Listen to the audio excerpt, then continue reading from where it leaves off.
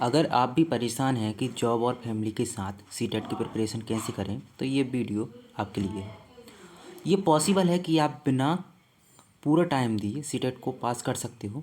आपको 8 से 10 घंटे देने की ज़रूरत नहीं है दिन में। आप केवल अगर 2 घंटे 2 से 3 घंटे भी देते हो तो आपका सीटेट क्वालिफाई हो जाएगा। ठीक है। तो आज के इस सेशन में हम बात करने वाले हैं कि हम स्टडी को और लाइफ को कैसे मैनेज करके चलेंगे कि हमारे पास में जो सीटेट है वो क्वालिफाई हो जाए। चाहे आप पेपर 1 की तैयारी कर रहे हो, चाहे पेपर 2 की तैयारी कर रहे हो, दोनों के लिए वीडियो बहुत ही इंपॉर्टेंट है। क्योंकि मोस्टली हाउस वाइफ होती हैं या फिर जॉब में होते हैं, तो उनके लिए टाइम मैनेजमेंट थोड़ा मुश्किल हो जाता है। तो आज के सेशन में हम देखेंगे कि टाइम मैनेजमेंट अगर करना कैसे है। तो सबसे पहले अगर आप सोच रहे हो कि सीटेट प्रिपरेशन बहुत मुश्किल है जॉब और फैमिली के साथ में, तो ये सोचना बंद करो।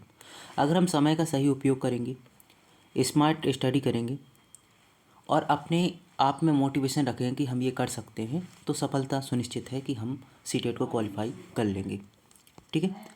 सीटेट की अगर हम बात करें तो सीटेट हम 2 प्रकार से देते हैं। एक होता है पेपर फर्स्ट, जो फर्स्ट से सेकंड के फर्स्ट से लेकर 5th तक पढ़ाने के लिए होता है। एक होता है पेपर 2 जो 6 से 8th के लिए होता है। आप किसकी प्रिपरेशन कर रहे हो ये बात करता है आपने क्या किया है। अगर आपने डी.एड किया है तो आप क्या करोगे, फर्स्ट पेपर की तैयारी करोगे। अगर आपने बी.एड किया है तो आप सेकंड पेपर की तैयारी करोगे।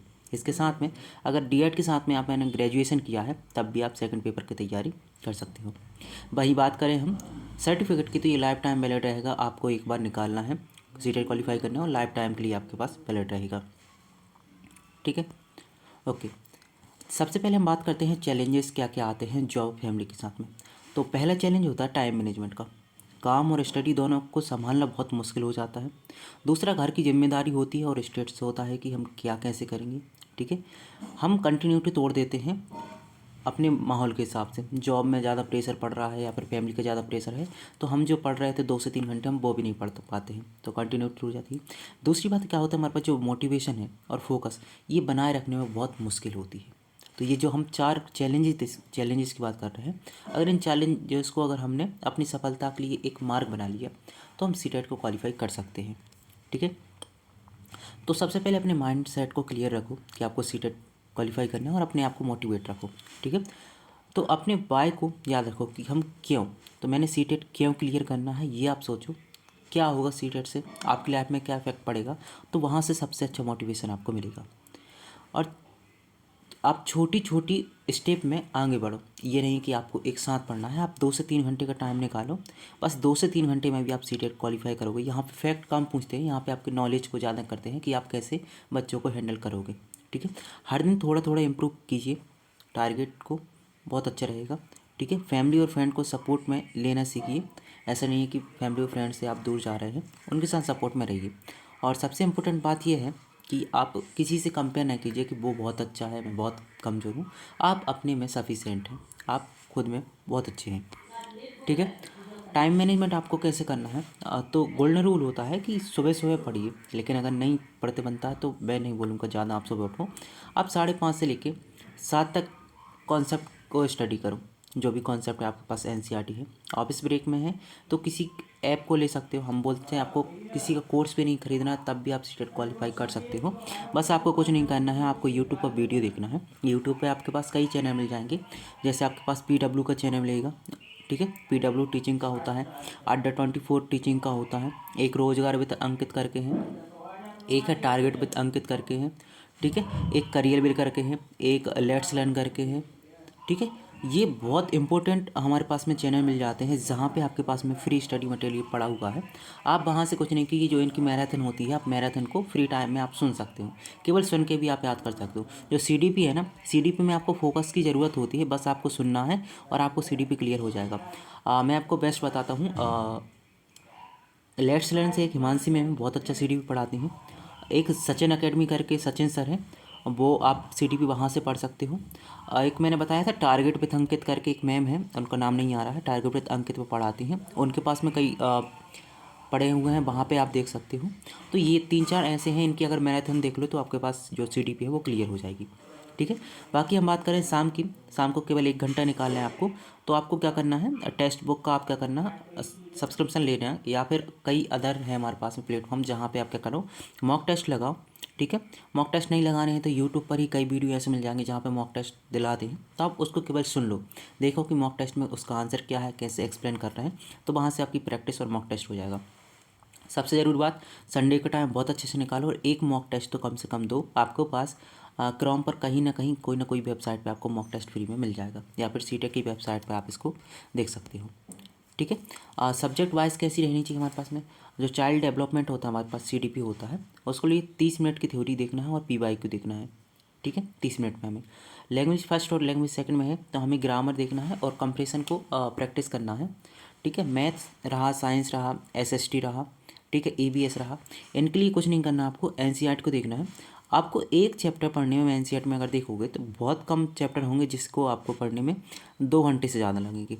तो एक दिन में अगर आप 2 घंटे तो बहुत बोल रहा हूँ, जो बड़ा चैप्टर होता है वहाँ पे लगता है।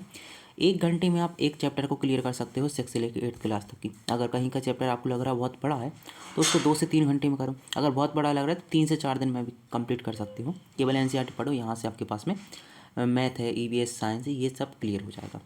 ठीक है, मैथ में थोड़ी प्रैक्टिस हो सकती है तो वहाँ पे आप प्रैक्टिस कर लेना। स्टडी टूल की बात करें, अभी मैंने बताया था कोई ऐप होते हैं हमारे पास में, यूट्यूब है। ठीक है, ऐप किसी का डाउनलोड नहीं करना तो बिल्कुल मत करो। यूट्यूब पे मैंने आपको पास 3-4 चैनल बताया, आप वहाँ से कर सकते हो। ठीक है, अड्डा 24/7 बताया है, PW बताया है, ठीक है, रोजगार विद अंकित बताया है, एक होता है टारगेट विद अंकित है, टारगेट विद अंकित है। इसके अलावा हमारे पास में एक होता है KGS टीचिंग एग्ज़ाम। ठीक है, KGS टीचिंग एग्ज़ाम है। तो ये चैनल ऐसे, यहाँ पे आपको फ्री मटेरियल बहुत सारा मिल जाएगा, तो आप यहाँ से क्लियर कर सकते हो। अगर बुक लेना है आपको तो सबसे अच्छी बात है अरिहंत सीटेट ले लो, या फिर नहीं लेना है तो आप केवल NCERT से प्रिपरेशन करो, बहुत अच्छा रहेगा। ठीक है, और नोट्स अगर बनाना है तो बनाओ, बाकी सीटेट में नोट्स नहीं बनाने हैं तब भी आपका चल जाएगा। नोट्स इसलिए ज़रूर होते हैं ताकि आप क्विक रिवीजन कर लो। अगर नोट्स नहीं बनाने तब भी आपका सीटेट क्लियर हो सकता है, ऐसा नहीं कि आप नोट्स बनाओ। टाइम मैनेजमेंट है, नहीं बनाए नोट्स, बस आप वीडियो देखते रहो। वीडियो को आप प्लेलिस्ट बना लो कि ये वीडियो हमने देखी है, आगे चल के आप उन्हीं को 2x 3x में देख सकते हो, रिवीजन जो भी है आपका हो जाएगा। ठीक है, हम 45 दिन की स्टडी प्लान बनाते हैं। मान कर चलो कि सबसे पहले 1 से लेकर 15 दिन तक आपको केवल कुछ नहीं करना है, थ्योरी पढ़ना है और नोट्स करना है। ठीक है, फिर 16 से 30 दिन तक आपको प्रैक्टिस करना है PYQ के साथ में। 31 से 40वें दिन आपको मॉक टेस्ट लगाने हैं। ठीक है, मॉक टेस्ट का मतलब होता है जो PYQ से मिलते जुलते बने होते हैं, और वीक टॉपिक को देखना है, कौन कौन से वीक टॉपिक हैं उनको अच्छा करना है। ठीक है, लास्ट के हमारे पास में जो 5 दिन बचेंगे उनमें हमें कुछ नहीं करना है, रिवीजन करना है और अपने आप में कॉन्फिडेंट को बूस्ट करना कि हम ये कर सकते हैं। तो सबसे पहले हम बात करें बैलेंस टिप्स कैसे कर सकते हैं, तो फैमिली के साथ क्या है, फिक्स टाइम रखें, ज़्यादा टाइम ना दें फैमिली को, अभी कुछ समय के लिए, 1 महीने के लिए गोल हो जाएंगे। डेली मेडिटेशन करें जिससे आपका दिमाग थोड़ा फ्रेश रहेगा। अपने आप से बात करें कि हम ये कर सकते हैं या फिर कर सकती हूँ।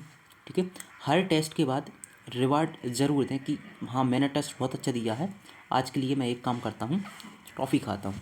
ठीक है, रिवार्ड से क्या होता है, हमारे पास में माइंड को एक एक्सप्रेशन जाता है और बहुत अच्छे से काम करता है। फाइनल एडवाइस अगर मैं आपको दूंगा तो सबसे पहले हम बात करें, ज़्यादा नहीं पढ़ना, आपको कम पढ़ना है लेकिन डेली बेस पे पढ़ना है, और जो भी पढ़ रहे हैं वो बहुत अच्छे से पढ़ना है। ठीक है, केवल देखने के लिए नहीं पढ़ना कि आज हमने 2-3 चैप्टर ख़त्म कर दिए। आप अगर एक दिन में एक चैप्टर ख़त्म करते हो, आपके पास सफिशिएंट टाइम है। ठीक है, तो बहुत अच्छे से करना। ठीक है, NCERT और PYQ 80% सिलेबस यहीं से आ जाता है। मॉक टेस्ट को कॉन्फिडेंस से देता है, मॉक टेस्ट दोगे कॉन्फिडेंट पड़ेगा, और कॉन्फिडेंस से ही देना है उसको, है ना।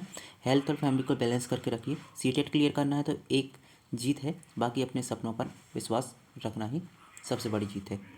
ठीक है।